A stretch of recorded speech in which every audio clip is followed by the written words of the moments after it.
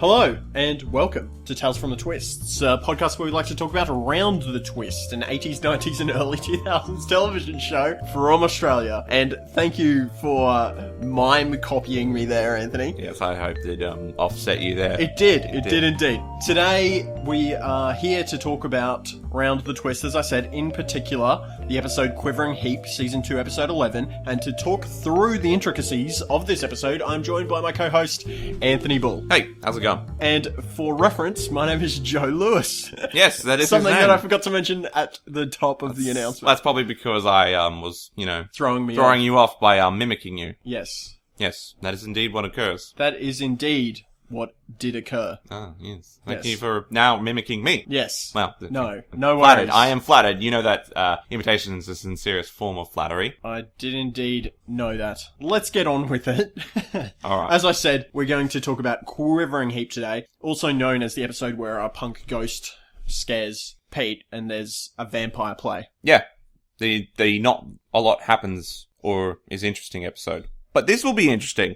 Just, episode the wasn't... podcast of us talking about nothing interesting will be interesting. Oh, Mark our words. Yeah. Mate, if you ever listen to a person talk about, watching grass grow, bloody interesting. The episode itself starts with the teaser. As the it teaser always scene. does. As it always does. Yeah. Yes, as it always does. A little scene to give us a bite of what's going to happen in the episode. Maybe thematic, maybe content. This week we got a dog going into a toilet and being scared by a punk. Yes. But what kind of toilets? They're like public toilets, right? Yes, Yeah. public toilets. Yep. So, kind of these public toilets they have near beaches, not the ones that they have on the actual beach, but the ones that they have The near one's covered in beaches. graffiti and you usually find someone passed out with like a needle in their arm. Yes. Yeah. One of those type Needles of ones. are always involved. Yeah, usually they are. And the punk is a ghost. You forgot to mention that part, I think. Oh, did I? Yeah, you said a punk, which, is not that scary. It kind of is scary, actually. But a ghost punk is even more scary, because it's a ghost. A punk. Why do you find punks scary, Anthony? Is there a backstory to this? Well, there's no backstory. It's just that they're hanging out in loos that have been vandalized. You I don't got know to what they're gonna do. assume that some of them are doing heroin. I don't know. And if they're not doing heroin, they're probably trying to sell heroin, and they might try to stab you if you don't buy their heroin. I'm just saying. No judgment. No judgment on punks. I'm just saying that some of them probably do heroin, and statistically, you're more likely to get killed by a punk with heroin than a person who's not doing heroin. Yeah, I'm sure those stats work out. Fantastic stereotyping there. Yes, well, you know what? They don't want to be stereotyped, don't do heroin. Oh, well, I guess that's fair enough. Yeah. The actual episode begins, and it's a stage play, and there's vampires and all sorts of things happening. So it's dark, and Pete is a vampire, and he's lurking around on stage, and Fiona is playing some kind of damsel that's been captured by the vampire, who I assume is supposed to be Dracula. Yeah, Am correct? I think it's supposed to be I think Dracula. It's supposed to be Dracula. Yeah. Is Dracula out of copyright? Yeah, Yeah, totally. it's Out free- of free- copyright, yeah. What do you call it? Public domain. Public domain? Yeah, totally. He's in that? Yeah. And Gribble and his mates are some kind of stooges. They're like the... What do you call Dracula's helper guy? No, what about in Frankenstein? What was his Igor. help? Igor. Yeah, these guys are Igors. Basically like Igors. 3 Igors, yeah. They're 3 Igors, or they're not, they're vampires, and Are they Dracula's the vampires? head. They didn't have teeth, though. Yeah, did they? yeah. But they're like Dracula's the head vampire, because they're like, Ah. save some for us, master. That's what they Ah. asked. So it's like, they clearly needed the blood, because they were kind of vampires, I guess. In D&D, Yeah. when... I don't know if this is how normal vampire lore works, but in D&D, if you have a vampire and they convert somebody, not completely, if you just convert them a little bit, they become vampire spawns, which are not as powerful as vampires, and are bound to the vampire who converted them. They're like slaves. And then you have actual vampires that are, free-willing agents. So these are kind of like lesser vampires, I guess so. controlled by the Vampire main vampire. Illuminati, yeah. Vampire Illuminati, alright. Yeah. I guess so. Well, there is, isn't there, like in the Twilight movies, there's like a vampire Illuminati or something that kills people? What? Yeah, I don't know. It's like this big council Did that you watch that? I don't know, but I've heard that like there's this council and that they'll kill vampires if they reveal their secrets to humans that they are actually vampires, which is why like Twilight the first book doesn't make any sense because when what's his name Edward reveals he's a vampire to the chick, it's like the vampire council was supposed to come and kill him because they would know. Anyway, because they're the Illuminati. Yeah, the Illuminati of vampires or something. Okay. Yeah, and Bronson, Yes. Pete's little brother, is playing a smaller vampire. He's kind of like a butler vampire. Yeah. And so they're doing a rehearsal for this stage play. There's nobody in the audience except King Snapper. King Snapper. Who's not a king at all. He's He's not a just king. a teacher. Yes. And he's not pleased with the way that this is going. Well, because it's screwing up, isn't it? Yeah. So Pete's feeding on Fiona, and Linda, who is working in, I don't know what you call this, the stage area? management? She's stage manager, and she cues the sound guy, or the technical operator, I don't know what the technical terms for this is, to go for lightning. But he plays the telephone. Yeah. And Bronson picks up the phone. It's for you, master. This is not right. This is because not correct. she asked for thunder. Yeah. And it's like, oh, what's happened here? Oh, no. And she cues lightning, and the exact same thing happens again. Somehow he screws up again. Yes. Like, I don't understand how that Well, happens. there's 3 buttons, right? There's telephone, Yeah. lightning, and thunder. Yeah. And somehow he's mixed it up so that lightning and thunder buttons are the telephone.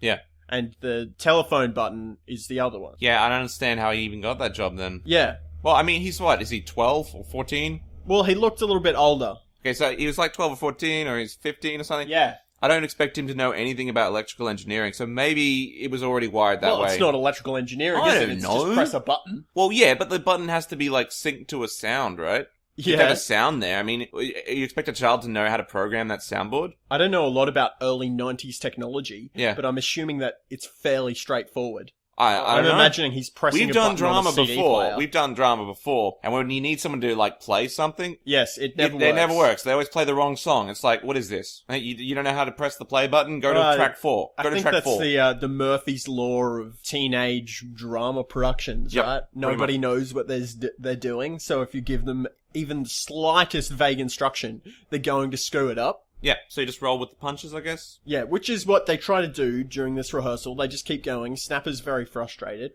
Linda cues the telephone, and thunder plays. Gribble is talking to his associates, just quietly while this is happening, and he says that he's pretty annoyed that Pete is the one that gets to suck on the neck of Fiona. Yeah. A little bit adult. Yeah, well, you Well, know... it's a bit weird as well, because it's not even a kissing scene. It's just, sucking on a neck, like... Well, it's closer than anything, right? I mean... you start sucking on your neck, and then it'd be like, hey, hey, we suck necks, Yeah. Why don't we suck lips or something? I don't know. The teenagers, they're gonna figure it out. You can escalate it. You can escalate the conflict. It's not exactly conflict, though, is it? No, it's not conflict at all. And later on, you find out that she's totally down with it. She's totally interested. Like, Well, she was just faking that, but we'll get down into that. I don't know. She seemed like she was like, oh yeah, I'm really looking forward to today's play. Yeah, It's because like, she knew what was going to yeah. happen. No, she didn't. Yeah, she knew. She had knew. no idea. Listeners who haven't seen the episode may be a little bit confused, but you will understand by the time we get to the end. You will. Snapper's very frustrated, and he shuts it down. He says, listen, the show's tomorrow. Just stop. Yeah. Go home, fix up all of your mistakes, and get here, and we're going to perform tomorrow morning. First of all, morning is probably not the best time for a school production, unless it's an assessment thing, just an internal thing, because if you want external people to come, you can't really expect them to come during the day, unless it's a Saturday. But I kind of got the impression that it was a school day. I thought it was just for the school's benefit, but then parents Tony are was there. there. Yeah, but that being said, Tony's an artist. He has the freedom to do those things. He doesn't have a real job. He really doesn't. Well, his job is like, whatever. I mean, Not that we can judge. we can't judge, but I mean, I'm just saying as well, like, you work night shift. You Yes. could probably turn up as well. Why not? I mean, you're lucky enough to be able to turn up and do it. Yes. Most parents probably wouldn't be able to, though. That is true. Yes, that is true. Yeah. Well, like if you have it at night, generally more people will show up. Yeah, of course they will. If you have it during the morning at 9 o'clock or whenever it was. Probably wasn't good enough to be to get to warrant the like 9 Yeah. p.m. or whatever time. Maybe they slot. had weird school rules. Like the school that you and I went to, it was quite difficult to do things at night time because the school security system Yeah. was unleashing a large amount of very large dogs to roam about the school and protect it. Yep, exactly. They would So- so they'd be like, "Oh, we can't do this because the dogs will eat you." Well, you had to organize it and tell the people, and Yep. they'd lock the dogs in a certain section of the school, and you could only enter by a certain gate, and you'd never wanted to leave anything at school, like in the port racks, because Yep. the dogs would destroy it. Yeah, they would, and they'd also crap poop everywhere. Yeah, there was quite a lot of dog poop around. I remember in drama, Yeah. talking about drama again, people think that we didn't study any real subjects, which is partially true, I guess. Yeah, I guess but, so. I left a mask that we'd made for Commedia dell'arte Yep. on the Laughing Milk. The Laughing Milk, yes. I'd left it in the port racks overnight, came back the next day, shredded. Yep. Shredded by those dogs. The dogs, they saw criminals in the mask. They were like, Yeah. oh, that's a criminal face. And they just bit into it and they ate it. And you could have said to the teacher, Miss, the dog ate my homework. You could. But you didn't. We'd already finished it. I was taking it home. Oh, that sucks. Yeah. Yeah.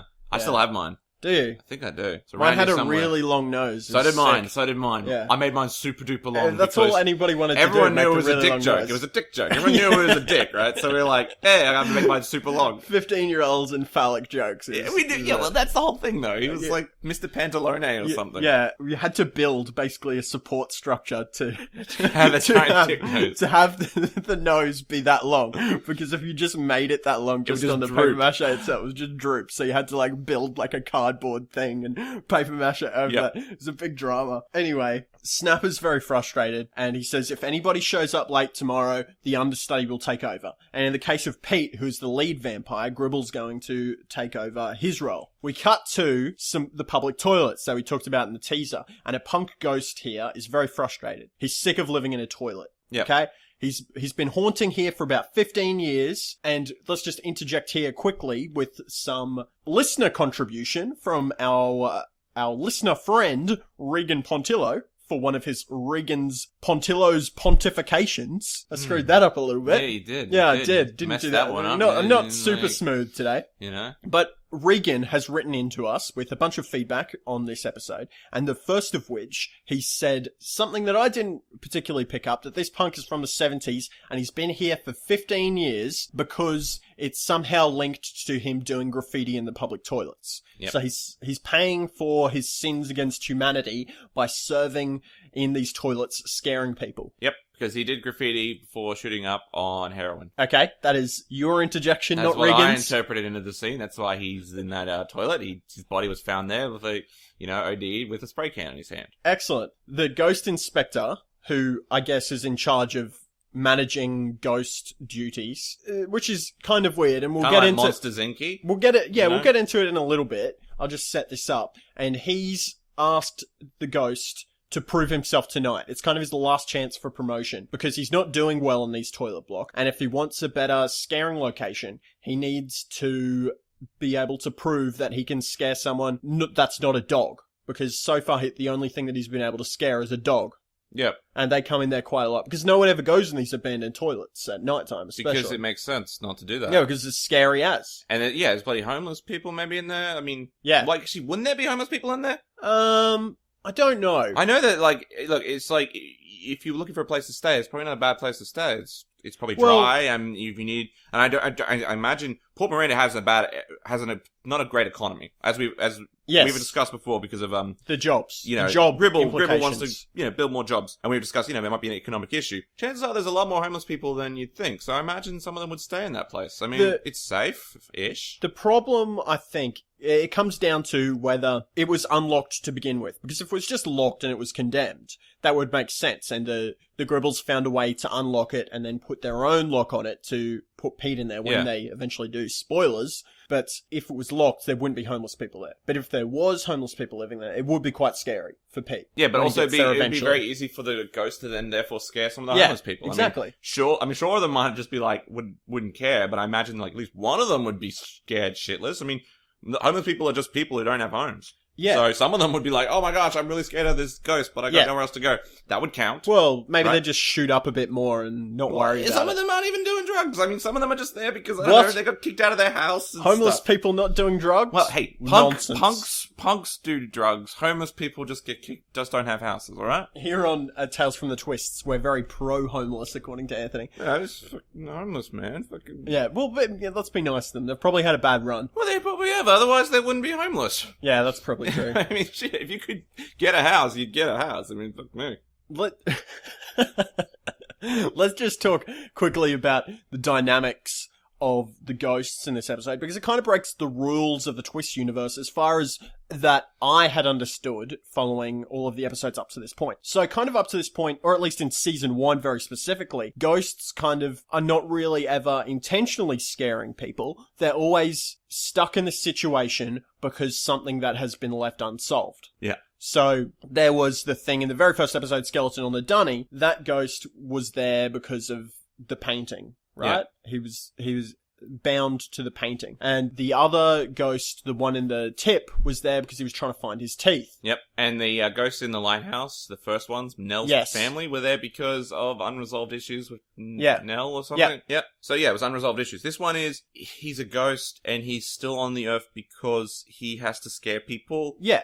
And it's a job? Yeah, this episode implies that once you become a ghost, that's like becoming, it's like a profession. You have to scare people, and the better you scare people, you get promotions to different locations, instead of, which was implied by season 1, is that you're stuck in this place because something that's unresolved, and then your goal is to pass on. What if it's not get a better scaring location? Well, what if, like, the ghosts are still playing by, like, a purgatory-style rule? Yeah. Because you've got Nell's family, and you've got Chompers, and you've got Nell's brother.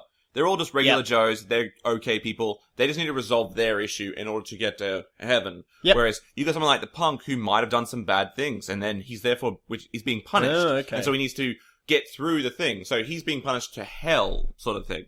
So he needs to scare people in his toilet, and then he'll be able to go to this lighthouse. And then eventually, he'll be promoted to a point where he'll be able to resolve his own personal issue. Or maybe he'll be promoted to the point of, like, a ghost overseer, like the guy who's doing the promoting. Because he was there for, like, the guy who was monitoring him, he's been there much longer. He's a long dead much ghost. Longer than 15 years. Maybe he was involved in embezzling. Well, and he some did other say drain pipe, and it was Australia, so he couldn't have been there that long. He would have been there maybe 100 years. Well, did they have drain pipes? This was 92, so the earliest. When was the earliest they had drain pipes in Australia? I don't know. Well, actually, when could they have that infrastructure? I don't know. I was going to say around 1910 or something. Which would have been 80 or 90 years. Yeah, but I just realized something actually makes more sense. Okay, so Ghost Matthew and stuff from the lighthouse, current ghost. Yeah, the current ghosts. They were not there in season 1. No. What if the lighthouse is like the final level of some of these hells? Okay?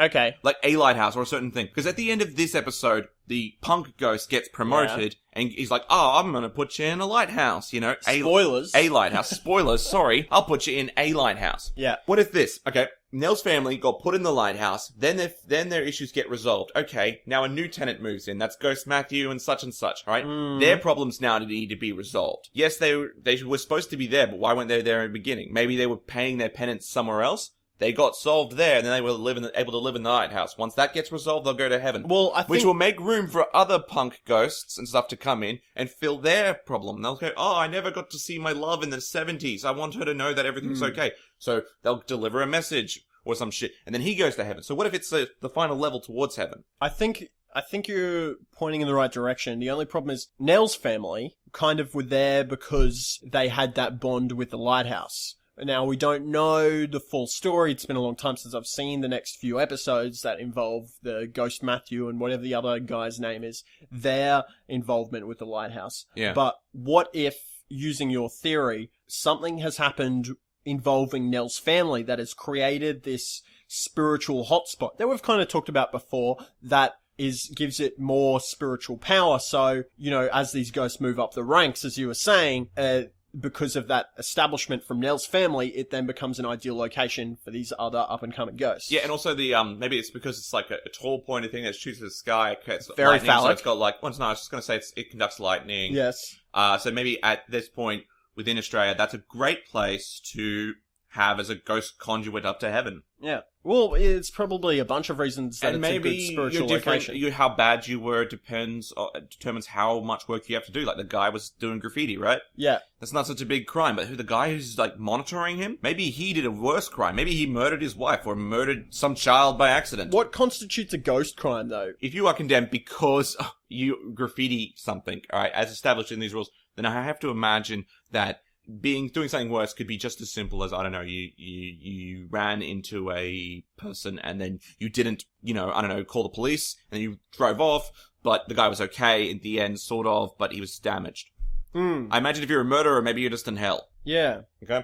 And maybe they scare people to try to get them to go towards religion because they start focusing on the spiritual more because they're like, oh my gosh, there's ghosts. Oh, I'm so scared. Oh, you know what I'll do if you see a ghost? You get a cross and start chanting things from the Bible and stuff to try to vanquish demons and stuff. Maybe that's a part of the plan.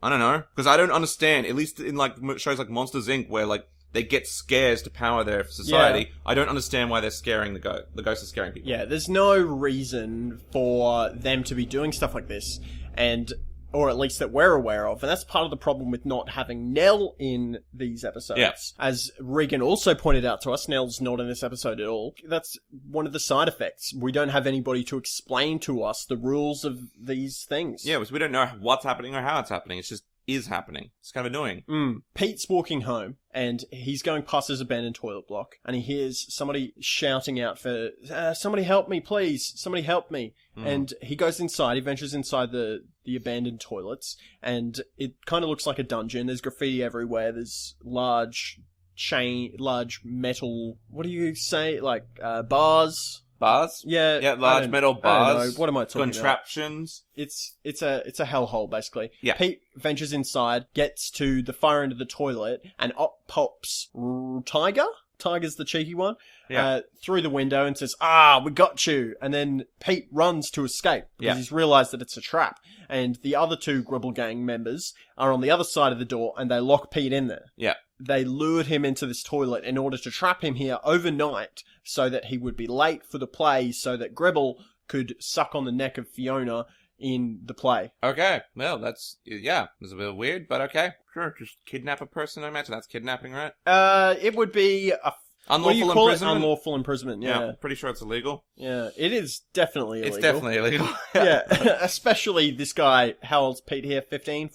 Children as well is pretty illegal as well, but because it's done by children, I don't know how much they'd prosecute. Like, it doesn't seem like Tony Twister would be the prosecuting kind of person. Yeah. You know, I don't know, maybe he's a stoner, maybe he doesn't like going to court. Like, maybe he's worried that if he goes to court, like, the police will go through his house and find his weed. I don't know. You gotta walk past those police dogs. Yeah, exactly. He's like, oh, I don't want that.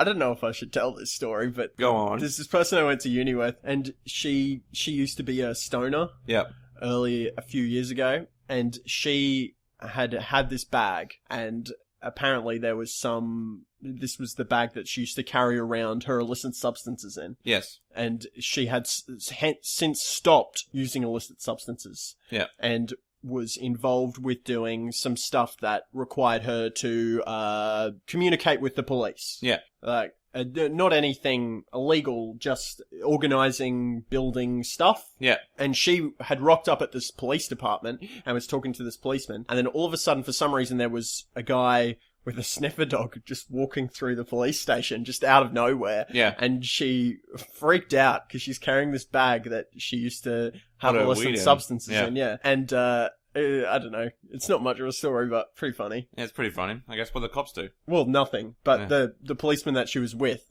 knew what was going on. I was like, didn't say anything. Oh, he was like, kids, eh?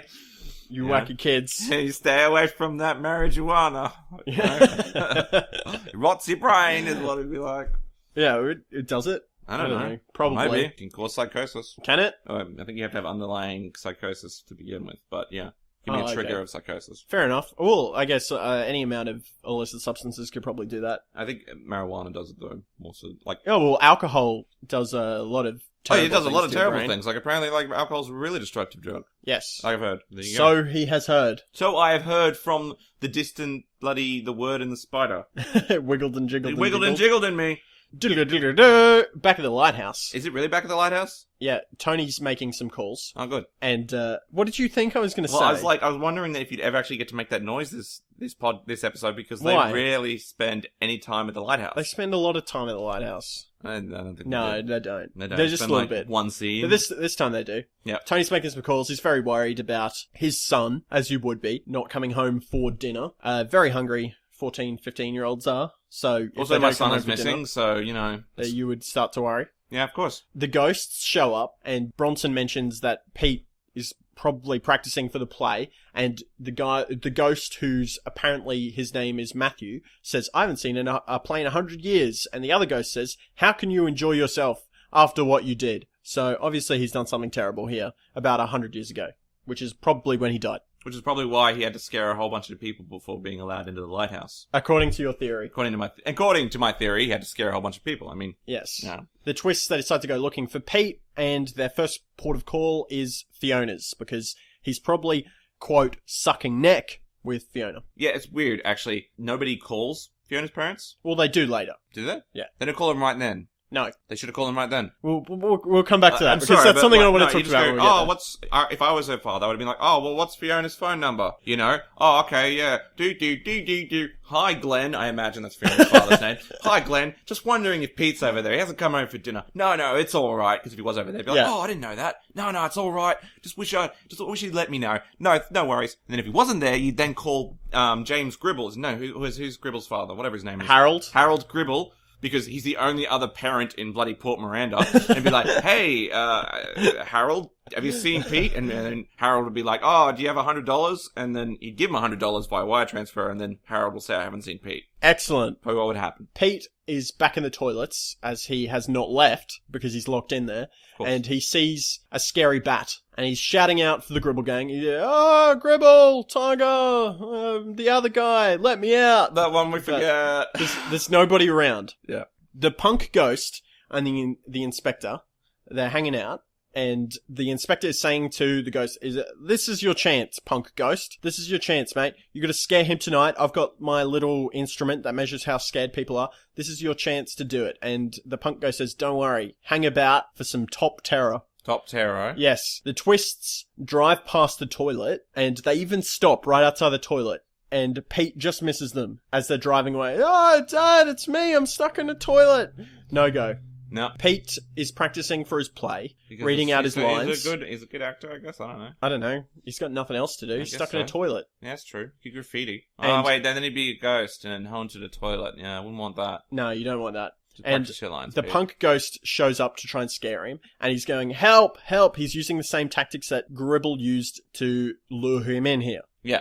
But Pete doesn't look out because he thinks it's just Gribble. Of course, why would you? Just be like, oh, look, it's bloody young Gribble. They're pretending to be ghosts again. And here's what I want to bring up. This guy lives with ghosts. Pete lives with ghosts. He has met with ghosts so many times. Yes. How are you still afraid of ghosts at all? Yes, this is true. It's but like if you the live, punk ghost it's like if you lived with lions, right? Yes. And then it was a lion. Oh, it's still scary. Oh, it's kind of scary, but if you lived with lions and you constantly live with lions, like, oh, it's another lion. Yeah, I'll just stand back from the lion because they might try to eat me, but I'm not that scared of it. If you live with lions, if you are living with them every day, you would know them and those lions would know you. If you meet a wild lion, you'd understand that this is not a lion that knows you and therefore it's an unknown quantity. Lions can hurt you and kill you, whereas most of the ghosts you've encountered have just been really annoying. Ghost Matthew was probably been really annoying. I imagine people have noticed them. Right? Maybe. And they'd just be like, oh man, these ghosts, they're so annoying. If a ghost popped up again, you'd just be like, oh my god, no fucking ghost, jeez Louise. Jeez Louise. Oh, what's your problem this time? Do you not have a portrait or something that you need to find? Or, no, a girlfriend you need me to contact? Fine, whatever, I'm not going to be your labour boy. Yes. Needless to say, I'm not impressed. Okay, thanks for that. Yeah. And so the ghost is outside of the toilets, which I think is kind of against the rules because he was supposed to be inside the toilet. But anyway, he's outside the toilet because Pete's sitting near the locked door of the toilet and starts shouting in, and Pete's ignoring him. And he's going, help, help, help me. And he's doing scary faces. And then he summons a giant rat, which Pete also ignores because he's not looking outside the toilet, so he's not scared at all. The ghost inspector shows a 0 result. It's very poor because he's not, Pete's not looked at all. So there's something called a screamometer. Is it a screamometer? Yep. It's like measures the amount of screams or the scream intensity. Okay. Yeah. Faye is going to help Tony look. She's got to get changed first. Tony goes to Faye and just like, oh, can you help me look? And then she's like, oh, I just got to get changed first.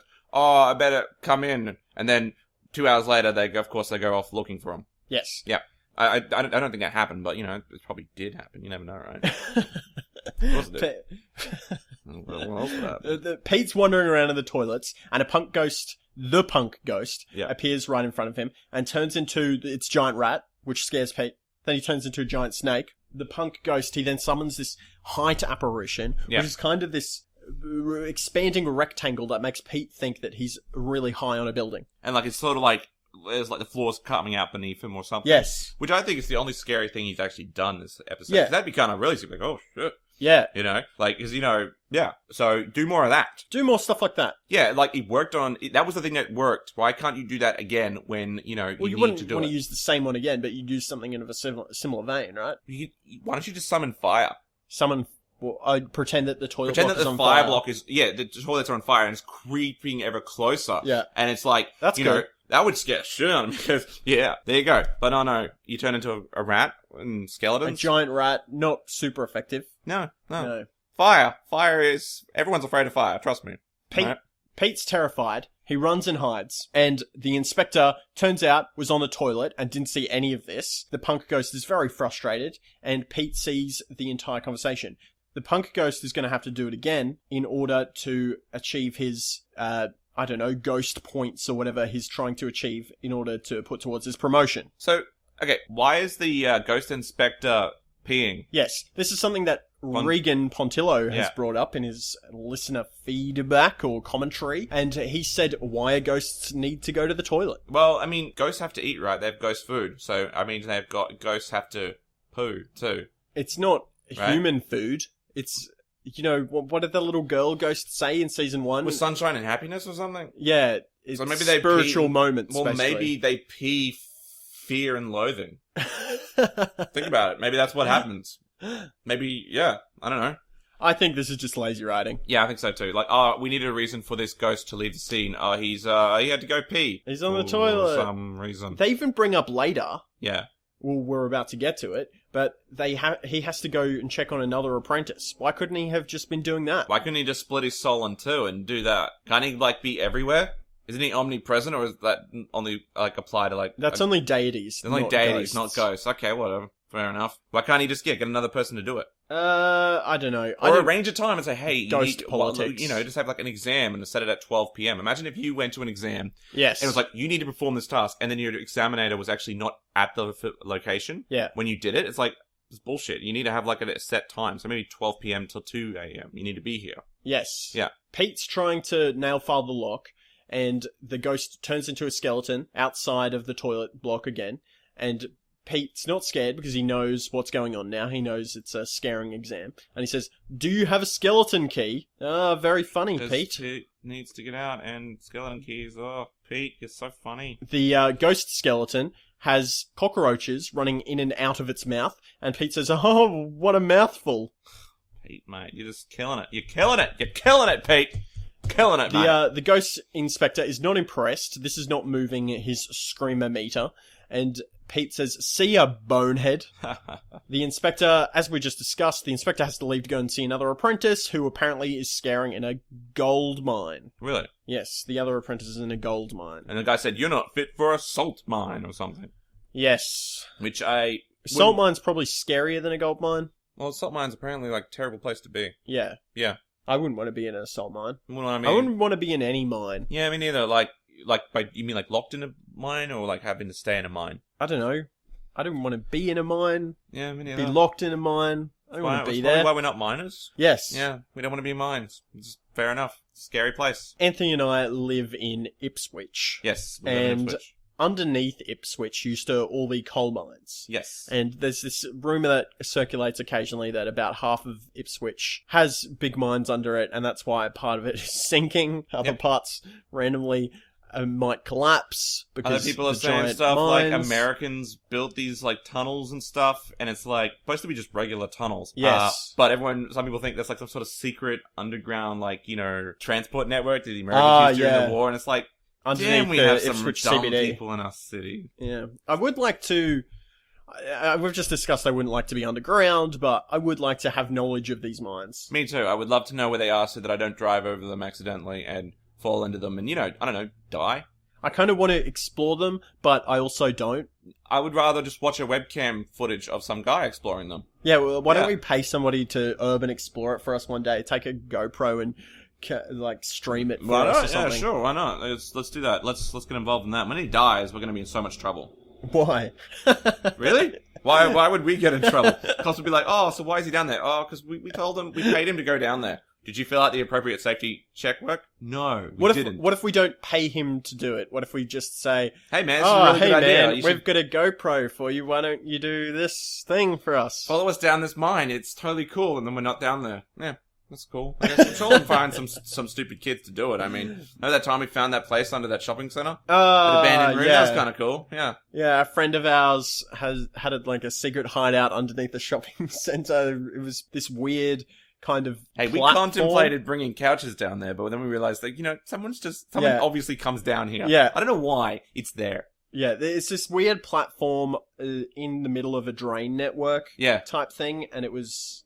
Because there was a door. Surreal. There was a door that would lead up. So I'm like, who is this person? Yeah. No, well, obviously it was there for some reason. It had to be a storage facility underneath. No, or it wasn't storage. It was more like I don't know. There was some kind of architectural reason or engineering reason for it to exist, I guess. Yeah. But I wouldn't have wanted to go in there because what if it flash flooded? Yeah, exactly. Now, thinking about it's a bad idea because, what happened to that person who was exploring the drains of Brisbane and then it flash flooded? Oh, really? Yeah, and some dude died. Just recently. It's pretty messed up. That's the risks, though, of urban exploration. Yeah, that's why you don't do it. That is why you pay somebody to do it for you. And then you distance your association with them if they die. We do not condone paying people to urban explore under your cities. But if you want to... But if you do, feel free to do it. GoPro and to give us your webcam link. That'd be cool.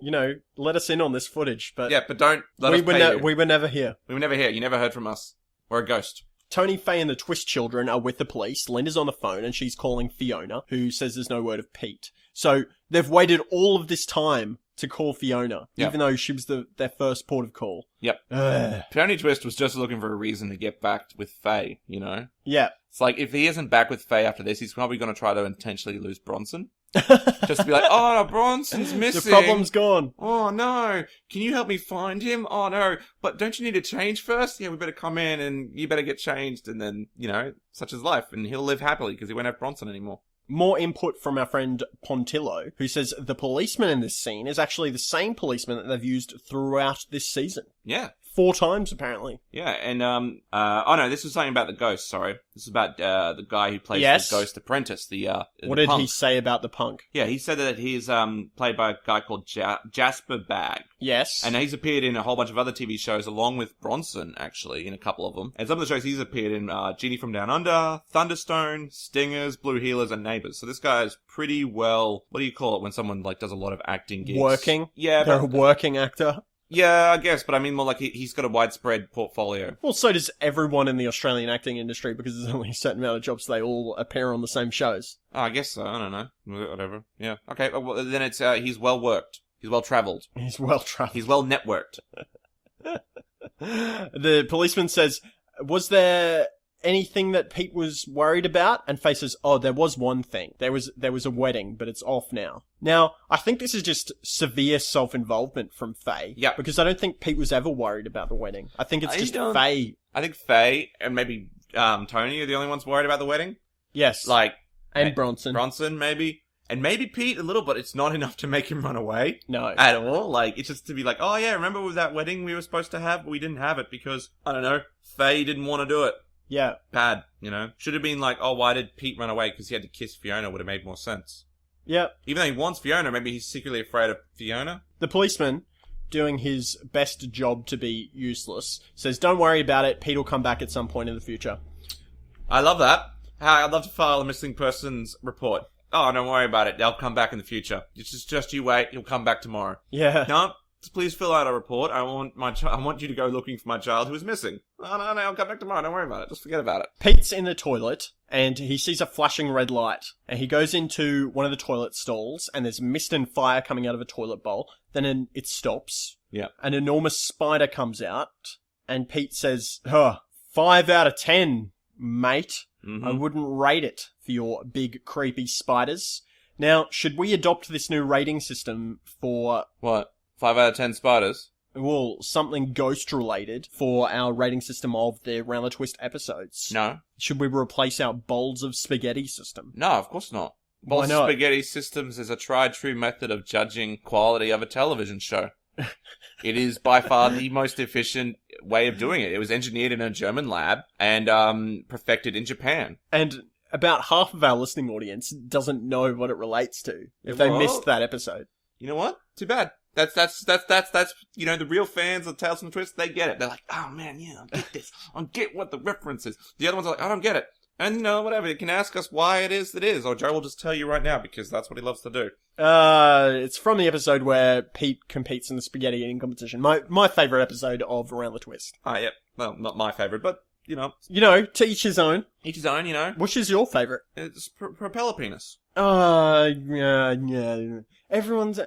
A boy flies with the power of his penis. Yeah, but the cliche answer. It's like, I love Round the Twist. What's my favourite episode? What is the best flavoured ice cream? What's the best flavoured ice cream? I don't know. We talked about this already. It's chocolate. Okay.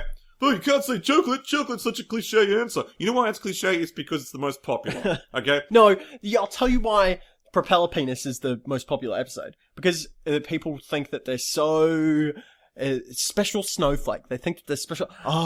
I watched this show when I was a kid. With a propeller penis? You probably haven't heard of it. And there was this boy, and he swallowed this fish, and he had a propeller penis. I don't know. I don't expect you to understand, but I really liked it. I think it was different. I think maybe that's some people. So different. But I think most people like the episode because a boy flew around with the power of they his like penis. it because the concept is memorable, and that's all that they remember about it. So that they say that one. A boy is sitting in a bathtub, causing a whirlpool because his penis is flying around, generating a whirlpool. I'm sorry, but that's quality television right there. I'd rather watch that than guys eating bloody spaghetti. I can watch that on the Food Network. No, I can watch that on MasterChef, but I can't watch that anywhere else. Spaghetti Pig Out is perfection. Perfection. Is it al dente then, eh? It is al dente. All right. The ghost turns back into his normal ghost form from the big spider, and he says, I'll be stuck here forever. I don't know what to do. We cut back to Tony and Faye. They're looking for Pete in the middle of nowhere. It's on a beach somewhere. And Faye says, I have to go, darling. I'll be late for school. And Tony's very happy. Yeah. Because Faye has called him darling again. Really weird, right? He's happy. He calls her darling back. It's really weird because it's like, there's nothing in between that would... She's slipped. I think she's slipped, and then he said darling back, which would also make the scene even more complicated, even weirder, because it's like, she didn't mean to really say darling, and now when he said darling back, it's like, oh man, I still have feelings for Tony. Yeah, but she obviously still does, she just can't do it because of Bronson, and he... Yeah, but then it's still like, it's like, oh god, you gotta deal with the dynamics of that. But don't worry about it, Snapper's moved in. Snapper's screwed, man. Why is Snapper screwed?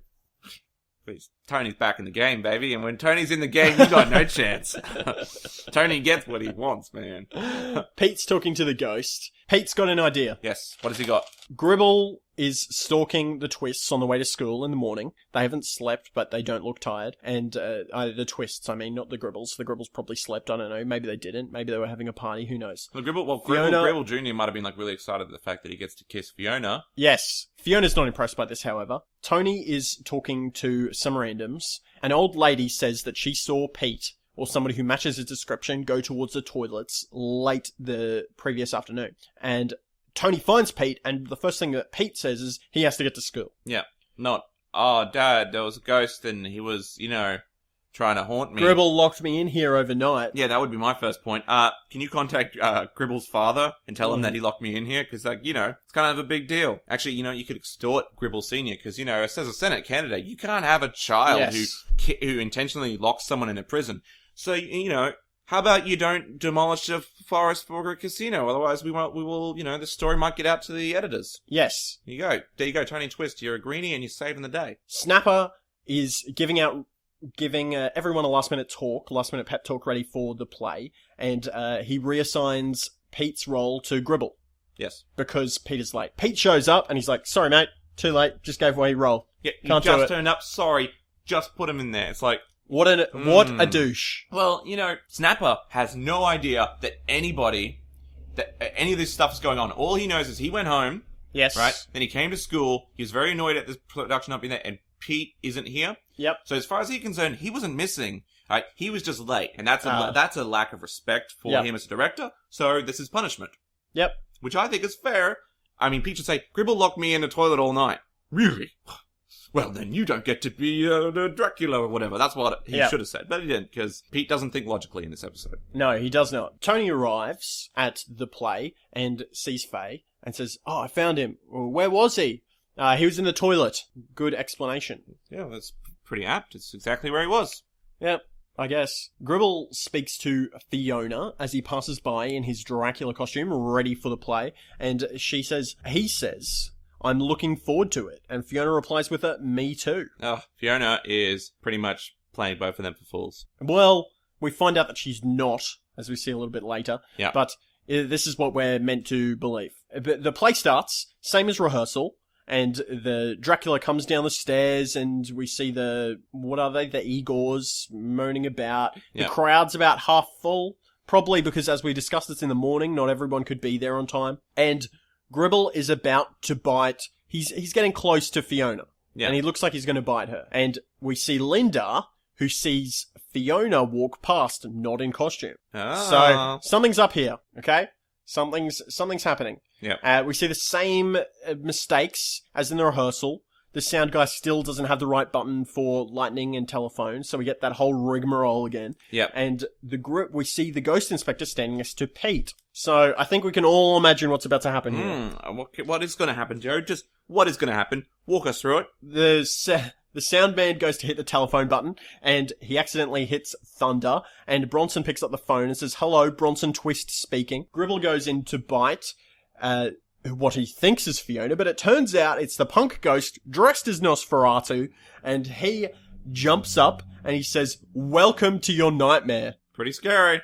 Pretty scary. The Gribble gang is now naked in front of everyone. Mm-hmm. Something that the ghost can apparently do. Take away your clothes, and also a little weird too because they're children. You can see their bums, and it's like, I don't know, could you do this in today's? It's ABC. They can do what they want. I guess they can. Yeah, sure. A little weird though. Very weird. The ghost inspector's monitor's going crazy. Everyone's laughing. The Gribbles are apparently really scared. I would have thought they would have been embarrassed. Yeah, I thought exactly what I thought. Them being naked on stage is more embarrassment than fear. Yes. So does that count? I don't think it does. Linda and the sound guy cue an explosion, which makes all the smoke comes up on the stage. The Gribbles disappear. Everyone's applauding. Bronson and the ghost come to the front of the stage and they bow. One of the girls in the audience says to Snapper, "This is your best show ever, Snapper." Yep. And he's quite proud. The special effects, they were amazing. And then the other parents in the auditorium that may or may not have been there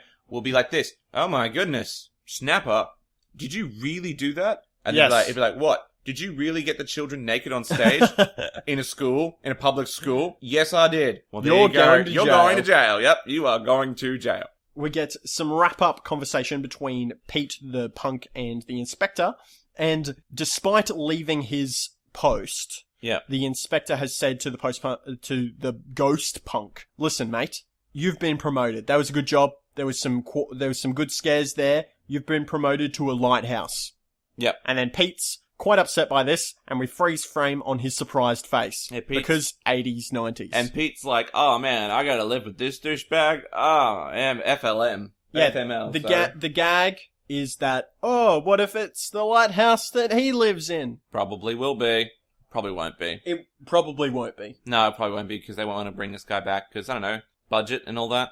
Yes. Also, ghosts in the lighthouse. We've had enough of that. Yeah, anything that you wanted to discuss about this episode? There's not a lot here. Not a lot, no. I don't think there was anything I could really talk about. Because, it was not a lot happening within said episode. Like, it was a lot happening, but not important stuff. Yes. Like, there was no Nell, and there was no Senior Gribbles, so there was no story that really moved this season forward. Other than the Faye and Tony thing, we didn't get to see more about Gribble or Nell, and that's really where this season's leading up to, is the fight between those two. Yes. I'd rather see more conflict. Election Bowl. Election Dome. Election Dome, yep, 1992, or whatever. Election Dome, 92. 92, yeah.